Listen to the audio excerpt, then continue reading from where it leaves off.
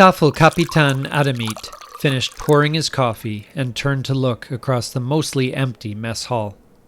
He ambled over to the nearest table and settled himself into a chair with a quiet sigh. After a couple of moments, he sipped the lukewarm and weak coffee from the old mug he held in his right hand. He actually didn't mind it that way. His eyes scanned the room. Kremler and a couple of others were chatting quietly in the corner. Grimm sat by himself, facing away from him. Claude entered with a trace of hesitancy in his step. His eyes met Kremler's briefly, and then he came over to the captain. Adamit nodded at Claude to sit down, and he complied. "What's wrong with you?" "I am worried, Capitan. I am so worried," Claude said, wringing his hands and looking down.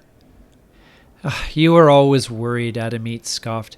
"You were worried when we flew in Poland together, and then again in France, and we were victorious." "I wasn't really worried at those times. At least, not as I am now," Claude said.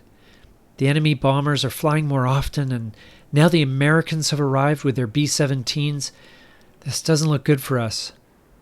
"They grow bolder, but I think our side is doing pretty well," Adamit replied. "Sevastopol just fell, as you know, so the good news comes with the bad. That's how things always are." "I just have a bad feeling. I can't shake it," Claude said quietly. "Well, that's normal for anyone in this situation, but it's just nerves. Have some tea or something to relax." Claude didn't move, aside from idly continuing to wring his hands. "Bauer has said some nasty things lately. He thinks I'm weak," Claude said, almost as a whisper. "Bauer is a great pilot, as are you. Bauer is just focused on winning this war. He's harder on himself more than on anyone else, including you. He knows that our success saves lives at home." Claude said nothing. "We're lucky to have both of you as part of our staffel, and I'm lucky to be your Staffelkapitän. This unit will do great things and will be recognized at the highest levels before long." As if on cue, Bauer strode in purposefully. He was like a rod of intense energy, rigid and yet dynamic. His eyes darted around the room. He and Kremler locked gazes briefly without acknowledgement, and then Bauer marched over to Grimm, who had continued to sit in intense silence by himself. "Grimm, you shouldn't do that. It's bad luck." His tone was flat. It was hard to tell if he was joking or not. He grabbed at something that Grimm was holding, and Grimm reacted quickly, holding it out of his reach. It was a faded photograph with many crease marks. Bauer looked down at him. "Your focus should be on the enemy now. Maybe then one day you'll go home to them proudly as a victor." He stood a moment in silence, and then shifted his focus over to Adamit and Claude. He approached their table. He stood at attention and saluted. "Staffelkapitän, where are the others?" he asked abruptly, his jaw clenched. "A few are on leave, the rest are in the barracks as far as I know," Adamit replied. "We must be ready, our next victory awaits." "Of course, we are ready, but life is about balance. We all need to rest sometimes." Bauer's face was sour, as though he didn't understand, but what he did understand he didn't like. Then, before he could reply, it sounded, the ominous, sobering, and terrifying sound of the air raid siren. It had an immediate effect. Everyone abandoned what they were doing and raced to their planes and took to the air.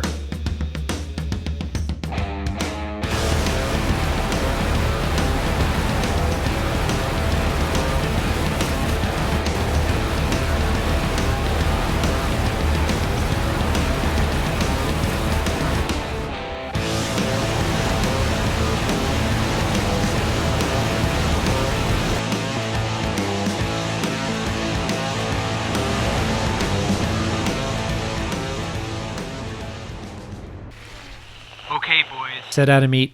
"we're not going to have a ton of time to dance with them. Get in there and shoot them down quickly so we can go home." There were some scattered grunts of affirmation. "Kremler, Grimm, Johann, front. See if you can take out the cockpits of a couple of them. Claude, Bauer, we're going to go in at the same time out of the sun. Acknowledged, said Kremler. Orders received. Bauer said. And the formation began to get into position. There were 4 bombers complete with a contingent of escorts, all Supermarine Spitfires. B-17s. It's the Americans. Claude said nervously. Bauer said, They're not Supermen. Their planes will fall under my bullets. The British Spitfires that escorted the bombers circled round. It was unclear if they had seen the German force approaching.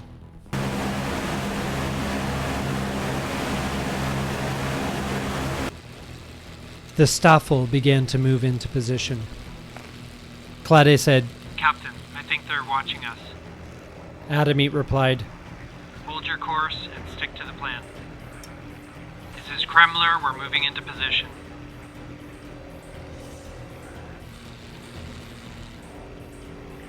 Claude piped up. Capitan, those Spitfires are moving to the 6 o'clock high position. Do you see them? Adamit replied. Yes, I see them. Their fuel should be running low soon. We won't have to deal with them for much longer. The escorts continued to rotate protectively around the bombers, circling the wagons as they knew the Luftwaffe was near. Everyone was in position. It was the calm before the storm. Kremler gritted his teeth as his contingent entered attack formation. We're going in, Capitan.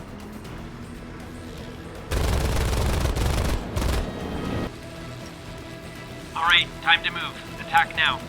Adamit said. Adamit, Claude, and Bauer came perfectly out of the sun, making them very tough to spot. The escorts indeed were running low on fuel as one of them had to turn back. While the rest maneuvered around, one group of escorts spotted the Bf-109s approaching from the front and dove to attack. Kremler spun and weaved, dodging tracer bullets as he jockeyed for position and tried to gain some altitude on the enemy Spitfires. Kremler's spray of tracer bullets missed their mark.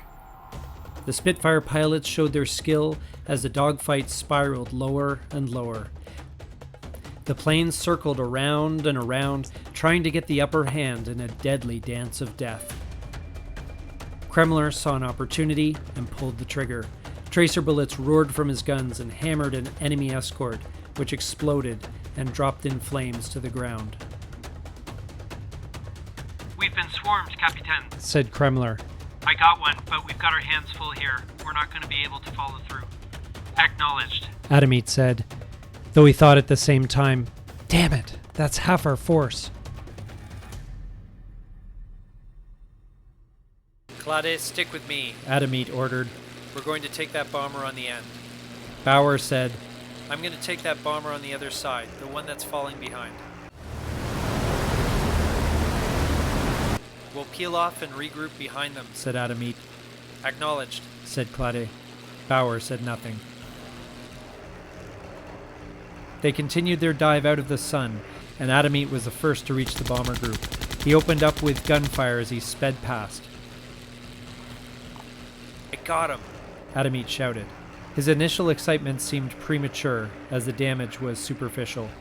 I'll show you how it's done, Bauer smiled and fired at the bomber as he spun past. The rear gunner on the B-17 had managed to see a glimpse of him and caught Bauer's Bf-109 underneath. Bauer swore under his breath and renewed his focus. Because of the glare of the sun, luckily the gunner only managed to nick him and caused minimal damage. As Bauer got closer, his undeniable skill shone through and he managed to do substantial damage to the starboard wing of the B-17. I got him pretty good, said Bauer, but I'll need another pass. Claude gritted his teeth and moved in. His shots went wide and the top gunner in the B-17, squinting against the bright sunshine, hit Claude's plane in the undercarriage. Claude fought the wave of terror and pulled hard towards the left. Fortunately, in all the confusion, the gunner missed his chance and Claude went screaming past. The American B-17s continued to take shots as the group flew past them. but they were just moving too fast. The 3 German pilots completed their pass and regrouped behind the bombers. "We have enough time for one more run," Adamit said. Bauer replied, "I just need one more chance at that bomber, and I'll take him down." "It would be better for us to stick together," Adamit said. "Claudia and I did a bunch of damage on ours. If we concentrate our attacks, we will get him for sure." Bauer didn't say anything, and the planes started to wheel around. "There go the escorts," Claude said with a sigh of relief. Indeed, the escorts had reached the end of their range and were now turning back, heading reluctantly away from their friends in the B-17 bombers. "Perfect," said Bauer. "Okay, we will concentrate our attacks on the bomber at the far right," ordered Adamit. The Bf-109s moved into position and began their run into the hail of bullets from the B-17s. "We broke up the formation a bit," Adamit noted. "Their defense should be scattered." Claude sighed again, audibly, in relief. And the Bf-109s accelerated into their approach. Suddenly, Bauer broke away from the group and headed towards the bomber on the left of the formation that he had hit on the last pass. "Bauer, what are you doing? Stay in formation," Adamit ordered. Bauer did not reply. Adamit, fuming, pressed the attack as planned, speeding towards his damaged target. "Bauer, that is the wrong target. Change your course now." Bauer's plane continued on as before. Claude, on the other hand, zoomed in behind obediently. Adamit pressed the button on his stick as he got into range, machine guns blazing, and peeled off to the right, gaining altitude.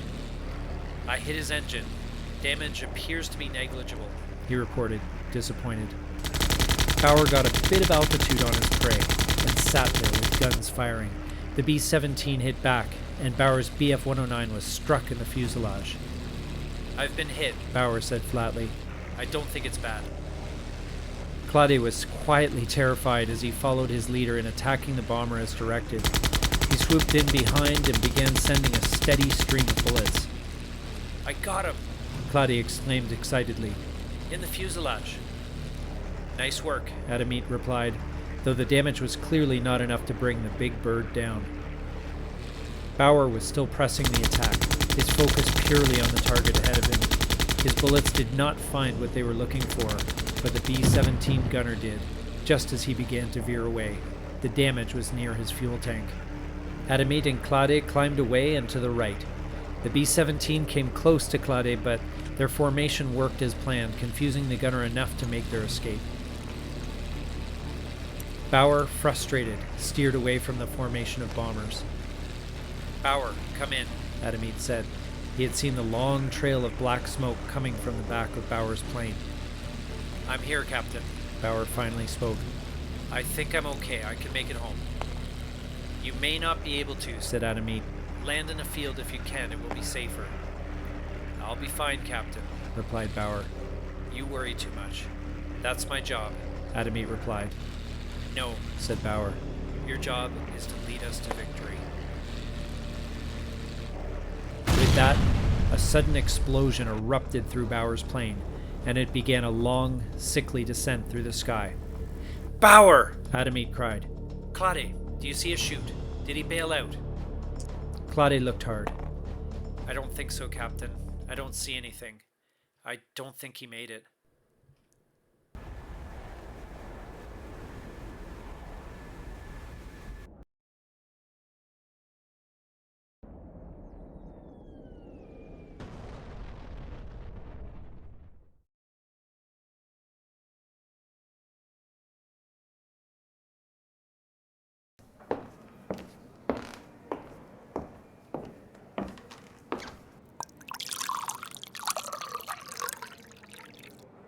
Adamit stirred his coffee and sat down in his usual chair. He looked around. Everything seemed as usual, and that was the worst part. Kremler stood up from his group and approached Adamit, saluting. "How are you, Captain?" "I'm fine, but Bauer is a huge loss to our staffel. I hope we can manage without him." "Huh," Kremler scoffed. I never liked him anyway. If that statement was for effect, it didn't seem to have one. Adamit looked at him, expressionless, and left the room, stepping outside. The sun was setting, and there was a notable lack of sound. Even the birds seemed to have fallen silent. Adamit smiled at the thought that they were quiet out of respect for his fallen comrade. He lit a cigarette and stared at the wisp of smoke that floated gently from it. In a way, he knew what Kremler meant. Bauer had not been the most likable of men, but he was still part of the Staffel. His Staffel. He was a damn good pilot. What a waste. He was lost in thought until startled by the realization that he was swimming in darkness. He took a deep breath, put out his cigarette, and went back inside.